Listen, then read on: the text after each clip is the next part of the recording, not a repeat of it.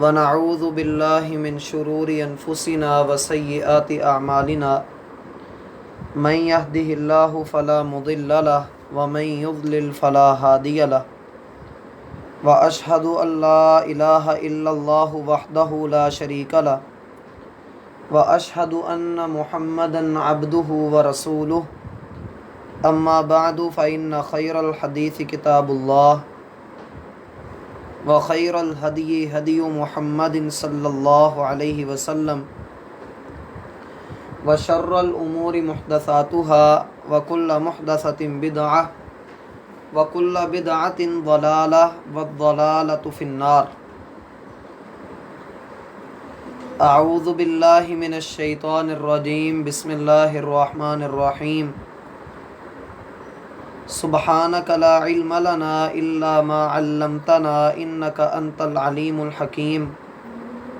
رب اشرح لی صدری ویسر لی امری واحلل عقدۃ من لسانی یفقہوا قولی۔ رب زدنی علما، اللہم انفعنا بما علمتنا وعلمنا ما ینفعنا وزدنا علما۔ رب یسر ولا تعسر واعن برحمتک وتمم بالخیر۔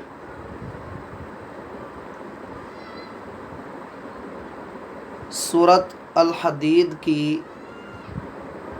25 آیات کا ہم نے مطالعہ کیا،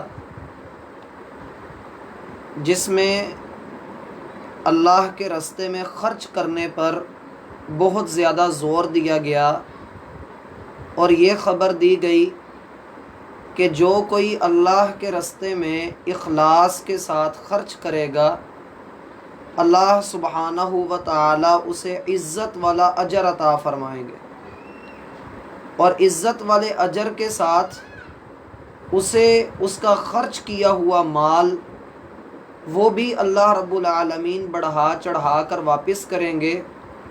اللہ کی راہ میں خرچ کیا گیا کوئی بھی مال، وہ خلوص دل کے ساتھ ہو، اخلاص نیت کے ساتھ ہو، تو وہ کبھی رائے گاہ نہیں جاتا۔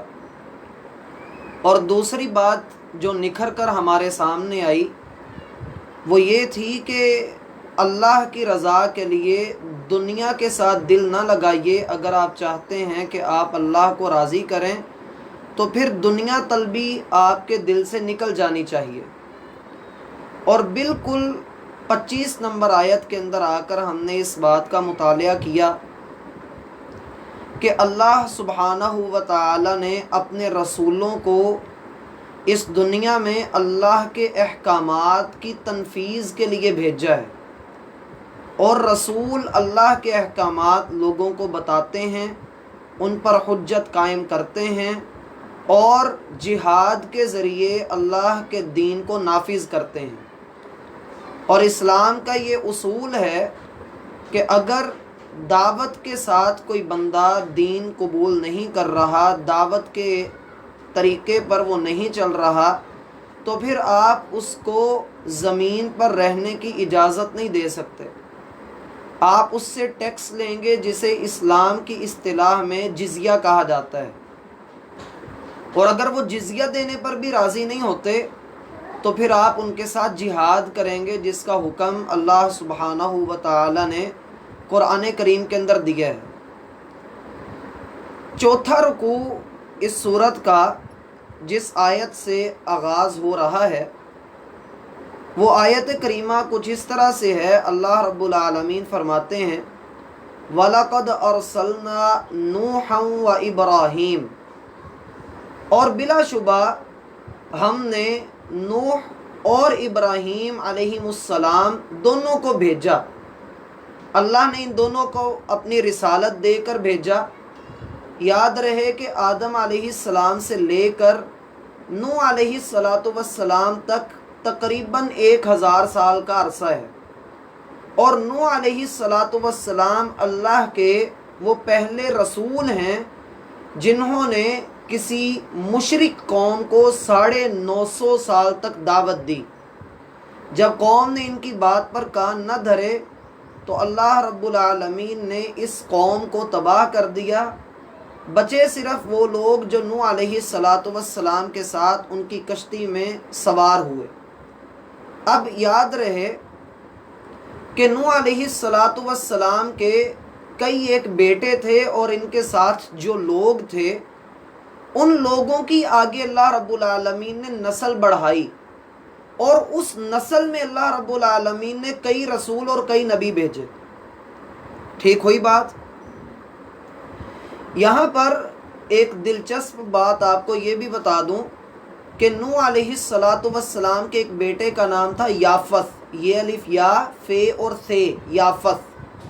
اس بیٹے کے آگے دو بیٹے تھے، ان میں سے ایک کا نام تھا یاجوج اور دوسرے کا نام تھا ماجوج۔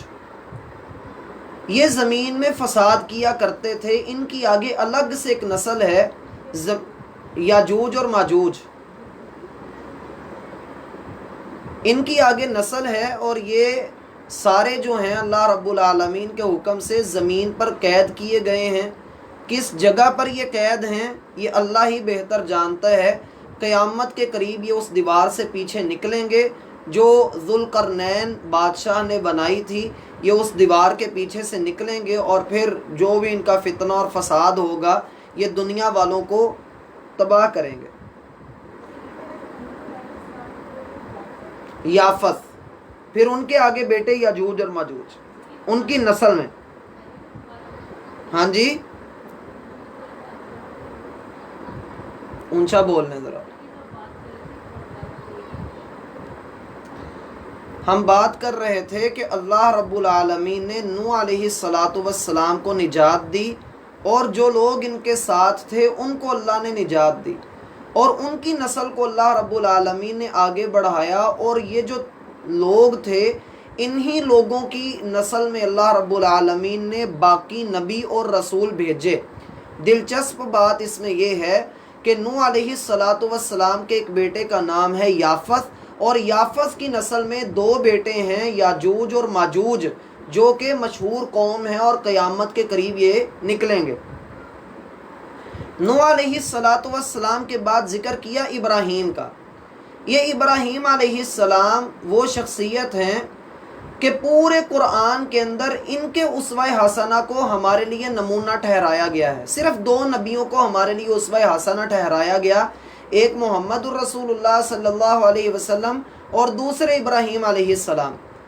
ابراہیم علیہ السلام کو خلیل اللہ کا لقب ملا ہے، یہ اللہ کے دوست ہیں، اور ان کی نسل میں اللہ نے ان کے دو مشہور بیٹوں کا قرآن میں ذکر کیا ہے۔ ایک کا نام ہے اسحاق، جن کا لقب تھا اسرائیل۔ اسحاق علیہ السلام کے 12 بیٹے تھے، اس نسبت سے ان کو کہا جاتا تھا بنی اسرائیل، اسی لیے قرآن میں آتا ہے یا بنی اسرائیل، اے اسرائیل کے بیٹوں۔ اور دوسرے ان کے بیٹے تھے ابراہیم علیہ السلام کے، ان کا نام تھا اسماعیل، وہ بنی اسماعیل کہلاتے ہیں۔ اسرائیل کا معنی ہوتا ہے عبداللہ، اسرائیل عبرانی زبان کا لفظ ہے اور اس کا معنی ہے اللہ کا بندہ۔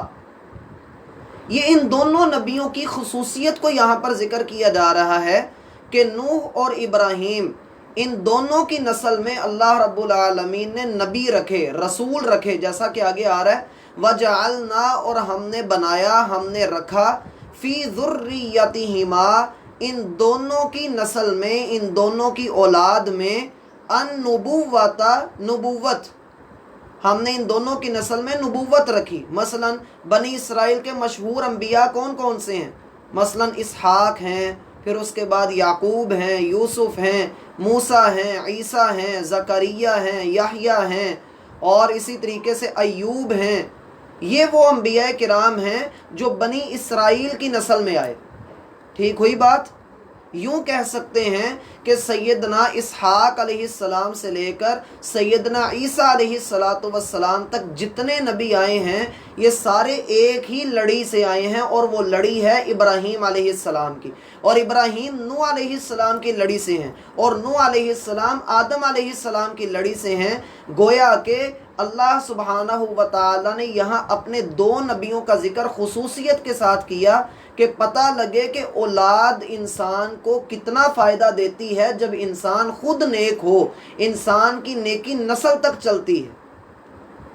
اور یہاں پر ایک دوسرا نقطہ بھی سمجھ لیجیے کہ ابراہیم علیہ السلام کے جو دوسرے بیٹے ہیں اسماعیل، ان کی نسل میں صرف ایک نبی اللہ رب العالمین نے بھیجے، اور وہ ہیں خاتم المرسلین محمد الرسول اللہ صلی اللہ علیہ وسلم۔ گویا کہ اس اعتبار سے نبی صلی اللہ علیہ وسلم موسیٰ علیہ السلام کے، عیسیٰ علیہ السلام کے، اور اسی طریقے سے اسحاق علیہ السلام کے بھتیجے لگتے ہیں۔ ٹھیک ہوئی بات؟ اب یہاں پر یہ بات جو اللہ رب العالمین نے فرمائی کہ وَجَعَلْنَا فِي ذُرِّيَّتِهِمَ النُّبُوَّةَ، کہ ہم نے ان دونوں کی نسل میں، کن دونوں کی نسل میں؟ نوح اور ابراہیم، ہم نے ان دونوں کی نسل میں نبوت رکھ دی، ہم نے ان کو نبوت عطا فرمائی، ان دونوں نبیوں کو بھی اور ان کی نسل کو بھی۔ پہلے پارے میں آتا ہے کہ اللہ رب العالمین نے ابراہیم علیہ السلام کو آزمایا، اور آزمانے کے بعد اللہ رب العالمین نے ان سے کہا انی جاعلک للناس اماما، اے ابراہیم میں آپ کو لوگوں کا امام مقرر کرتا ہوں۔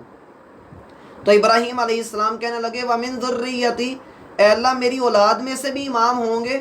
تو اللہ سبحانہ وتعالی نے فرمایا لا ینال عہد الظالمین، میرا وعدہ اور میں نے جو تمہیں مقام اور مرتبہ عطا کیا ہے یہ صرف نیک لوگوں کو ملے گا، ظالم لوگوں کو نہیں ملے گا۔ ٹھیک ہوئی بات؟ تو فرمایا فی ذریتہم النبوۃ، ہم نے نوح اور ابراہیم دونوں کی نسل میں ہم نے نبوت رکھ دی، والکتاب، اور ہم نے ان کو کتاب بھی عطا فرمائی۔ کن کو؟ ان کی نسل کو۔ اب یہاں پر بڑی خوبصورت بات سمجھنے کی ہے، نبی اور رسول کا فرق۔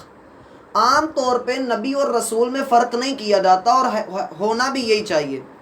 نبی اور رسول میں عوام الناس کے درمیان ہم فرق بیان نہیں کرتے ہیں، لیکن جب اس طرح کی بحث آئے گی تو آپ جیسے طلباء کے لیے اس چیز کو سمجھنا لازمی ہے۔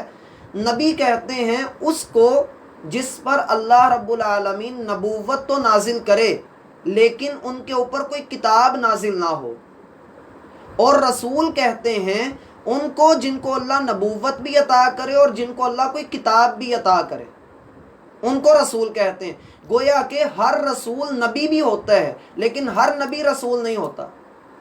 اور بعض نے اس کی تعریف یہ بھی بیان کی کہ موسیٰ علیہ السلام جو ہیں، یا اسی طریقے سے جن نبیوں کو اللہ نے کتابیں عطا فرمائی ہیں، ان کے بعد جو انبیاء بنی اسرائیل کی طرف اللہ نے بھیجے اور ان کو کتاب نہیں دی بلکہ وہ آ کر تورات کی ہی رہنمائی اور تورات کا ہی پرچار کیا کرتے تھے، تو موسیٰ اللہ کے رسول ہیں، اور جو ان کے بعد آنے والے نبی ہیں مثلا ہارون ہیں، اور اسی طریقے سے یوشع بن نون ہیں، شیف ہیں، یہ والے جو نبی ہیں ان کو اللہ رب العالمین نے نبی بنایا ہے، رسول نہیں بنایا۔ کیوں؟ یہ پہلے نبی کی کتاب کی ہی ترویج اور اشاعت کرنے کے لیے آئے ہیں۔ اب جب اللہ رب العالمین نے یہ نبوت اور کتاب دے دی، یہاں یہ بات بھی ذہن میں رکھ لیں کہ نبوت نچلا درجہ ہے اور کتاب کا ملنا اس سے اوپر والا درجہ ہے، جیسا کہ ابھی ہم نے نبی اور رسول کی بحث میں آپ کو بتایا۔ تو یہ بھی قرآن کا ایک انداز ہے جسے آپ کہہ سکتے ہیں کہ اسینڈنگ آرڈر، ٹھیک ہے، چھوٹے سے بڑے کی طرف جانا۔ ٹھیک ہوئی بات؟ النبوۃ والکتاب، کتاب سے مراد آپ احکامات بھی لے سکتے ہیں۔ فَمِنْهُمْ مُهْتَدٍ، جب اللہ رب العالمین نے نوح اور ابراہیم علیہ السلام کو رسول بنایا اور ان کی نبوت، ان کی اولاد کو بھی نبوت سے سرفراز کیا، تو ان میں سے کچھ لوگ ایسے تھے، فَمِنْهُمْ، پس ان میں سے کچھ لوگ ایسے تھے، مہتد، جو سیدھی راہ پر چلنے والے تھے، یعنی اس دور کے مسلمان، مخلص مسلمان۔ وَكَثِيرٌ مِّنْهُمْ، اور ایک بڑی تعداد ان میں سے فاسقون، نافرمان تھی، بہت بڑی تعداد نافرمان تھی۔ آج اگر ہم اپنے آپ کو دیکھیں تو ہم بھی اکثریت کے پیچھے چلنے والے ہوتے ہیں۔ ہم تھوڑے لوگوں کو یہ کہہ کر چھوڑ دیتے ہیں ان کی کون سنتا ہے، نقار خانے میں طوطی کی کون سنتا ہے، تو ہم ان کی بات کو چھوڑ دیتے ہیں اور باطل کے ساتھ چلنے لگ جاتے ہیں، اور یہ کہتے ہیں کہ چلو ادھر کو جدھر کی ہوا ہے۔ تو ہمیں تھوڑی اپنی اصلاح کرنی چاہیے اس حوالے سے۔ ہدایت اللہ رب العالمین اس کو دیتا ہے جس سے اللہ محبت کرتا ہے اور جس کو اللہ رب العالمین نے نوازا ہوا ہوتا ہے۔ ایک دن قبل میں نے حدیث آپ کو بتلائی تھی کہ اللہ رب العالمین دنیا سب کو دیتا ہے، اپنی عبادت کرنے والوں کو بھی اور اپنی نافرمانی کرنے والوں کو بھی، لیکن اللہ دین صرف اسی کو دیتا ہے جس سے اللہ محبت کرتا ہے۔ وَكَثِيرٌ مِّنْهُمْ فَاسِقُونَ۔ اب ان کی گناہ گاری کا، ان کی نافرمانی کا بڑا سبب کیا تھا؟ وہ بڑا سبب پیچھے یہ تھا، جیسا کہ آگے بھی انشاءاللہ ہم پڑھیں گے، لیکن یہاں میں آپ کو اس کا پوائنٹ بتا دیتا ہوں۔ اس کا ایک بڑا سبب یہ تھا کہ ہم تو نبیوں کی اولاد ہیں، ہم تو نبیوں کی نسل میں ہیں۔ اسی طرح سے یہ ہمارے بھی انداز ہیں کہ ہم اپنے خاندان میں ایک بچے کو حفظ کروا لیتے ہیں، اس کے بعد کہتے ہیں بس اسی نے بخشوانا ہے، باقی جو مرضی کرتے رہو۔ ہم 2-3 عبادتیں کر لیتے ہیں، اس کے بعد سمجھتے ہیں کہ بس یہی باتیں ہمیں بچا لیں گی۔ ہم کسی پیر کا، کسی مرشد کا، کسی آگے بڑھ کر ایسے آدمی کا جو ہے وہ دامن پکڑ لیتے ہیں اور پھر کہتے ہیں کہ یہ آگے جا کر ہمیں بچا لے گا۔ وَكَثِيرٌ مِّنْهُمْ فَاسِقُونَ۔ کثرت ان میں ان لوگوں کی تھی جو نافرمان تھے۔ ہم اگر اپنے اوپر اپنے معاشرے کی حالت کے اوپر غور کریں تو پچھلی اقوام کے تمام تر گناہ ہمارے اندر عام ہوتے جا رہے ہیں، اور مزید اس کے اوپر مستزاد یہ کہ انسان کبیرہ گناہ کر لے، کوئی بھی بندہ، کوئی گنہگار بندہ کبیرہ گناہ کرے، مثلا قتل کرتا ہے اور منہ کالا کرتا ہے، شراب نوشی کرتا ہے، کسی پر تہمت لگاتا ہے، تو یہ کبیرہ گناہ جو ہوتا ہے یہ انسان کو سینے میں کھٹکتا رہتا ہے۔ بندہ بے شک جو ہے، بس شرط اتنی ہے کہ دل اس کا زندہ ہو، اس کے سینے میں وہ گناہ کھٹکتا رہتا ہے۔ لیکن انسان کی بدبختی اس وقت ہوتی ہے جب وہ چھوٹے گناہوں کو گنتا ہی نہیں، اور ہم اس نہج پر پہنچ چکے ہیں، ہم اس حالت میں ہیں کہ ہم جھوٹ بول لیتے ہیں اور اس کو کچھ شمار نہیں کرتے۔ ہم کوئی غلطی کر دیتے ہیں، کسی کو ہم گالی دے دیتے ہیں، چغلی کرتے ہیں، غیبت کرتے ہیں، یا یہ کہ ہم کسی کا حق مارتے ہیں، کوئی گناہ ہم کرتے ہیں، چھوٹے سے چھوٹا گناہ، ہم اس کو گناہ سمجھتے نہیں اور ہم کہتے ہیں یہ کون سا لکھا جانا۔ حالانکہ اللہ رب العالمین نے جو فرشتے ہمارے اوپر مقرر کیے ہیں وہ ایک ایک بات کو لکھ رہے ہیں، اور یہ انسان کی بہت بڑی بدبختی ہے کہ وہ چھوٹے گناہوں کو سمجھے ہی نہ۔ سیدنا انس بن مالک رضی اللہ عنہ نے اپنے دور کے سلف صالحین کو، تابعین کو مخاطب کر کے کہا تھا کہ آج کے زمانے میں تم لوگ وہ گناہ کرتے ہو جن گناہوں کو ہم اللہ کے رسول کے دور میں پہاڑ برابر سمجھا کرتے تھے، اور تم اسے ناک پر بیٹھی مکھی کے برابر سمجھتے ہو۔ گویا کہ وہ ناک پر بیٹھی ہوئی مکھی ہے اور یوں تم نے ہاتھ ہلایا اور وہ اڑ گئی۔ ہم اللہ کے رسول کے زمانے میں اس کو پہاڑ برابر سمجھا کرتے تھے، اور آج کی حالت کیا ہے، اللہ معاف کرے۔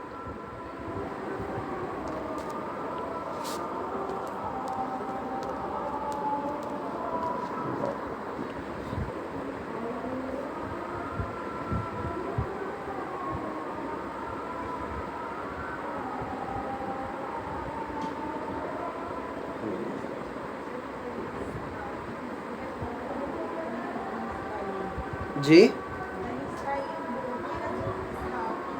جی، بنی اسماعیل۔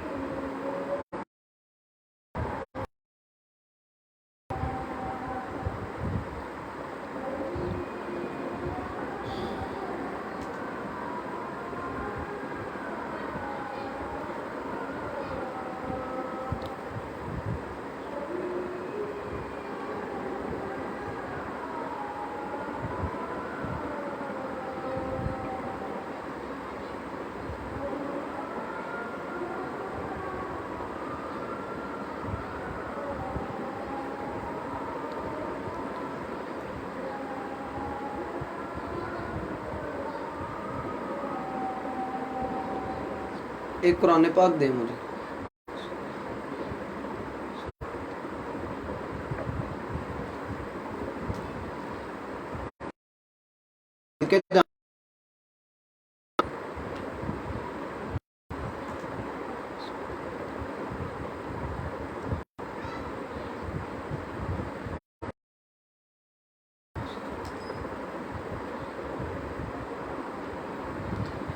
ہم بات کر رہے تھے اس موضوع پر کہ لوگوں کی کثرت انسان کو حق سے ہٹا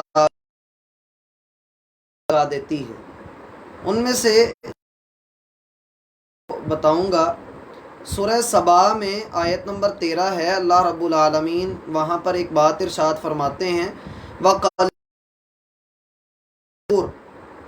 میرے بندوں میں سے شکر کرنے والے، میرا شکر ادا کرنے والے بندے بہت تھوڑے ہیں. اور اسی طریقے سے اللہ سورۃ البقرہ میں بھی اسی طرح کی ایک بات ارشاد فرمائی ہے، جس میں اللہ سبحانہ و تعالی یہ بات ارشاد فرماتے ہیں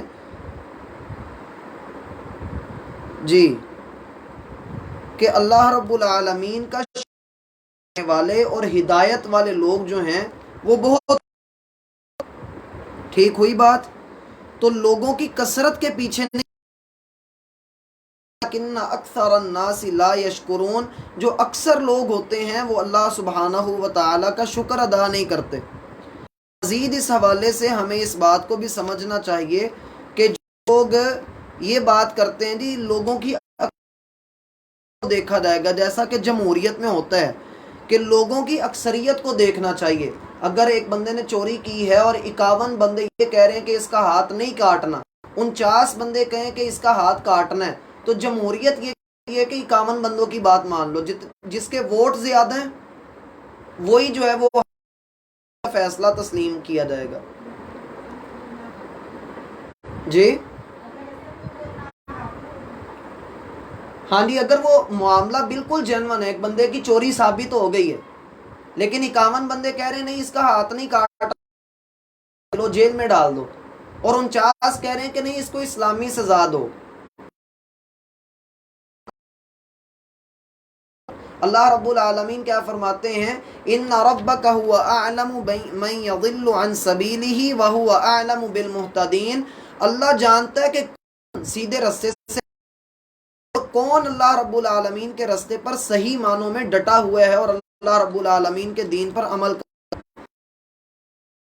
سمجھنا چاہیے. جو یہ کی بات کرتے ہیں اور کہتے ہیں کہ جی زیادہ لوگوں کی بات رب العالمین نے فرمایا کہ وہ حق پر نہیں، سے بھٹکے جگہ پر اللہ رب العالمین کا فرمان ہے پیروی کرے ان کی خواہشات کو، تو سارا نظام تباہ